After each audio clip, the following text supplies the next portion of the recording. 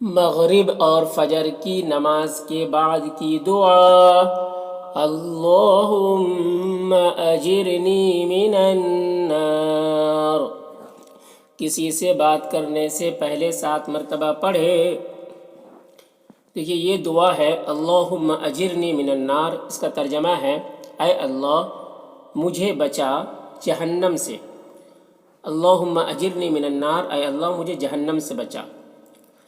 تو یہ دعا آپ مغرب کی نماز پڑھنے کے بعد کسی سے بات کیے بغیر 7 مرتبہ اگر اس کو پڑھتے ہیں اور اسی رات اگر آپ کا انتقال ہو گیا تو جہنم سے آزادی آپ کے لیے لکھ دی جائے گی۔ اور اگر فجر کی نماز کے بعد آپ نے اس کو پڑھا ہے بغیر کسی سے بات کیے 7 مرتبہ پڑھا ہے اور اسی دن آپ کا انتقال ہو گیا تو جہنم سے آزادی آپ کے لیے لکھ دی جائے گی۔ تو یہ جہنم سے خلاصی نجات کی لیے یہ دعا ہے، جہنم کی آگ سے بچنے کے لیے دعا ہے۔ تو مغرب اور فجر کی نماز کے بعد آپ 7 مرتبہ اس دعا کو پڑھنے کا معمول بنا لیں، اللہ جہنم سے آپ کی حفاظت فرمائیں گے۔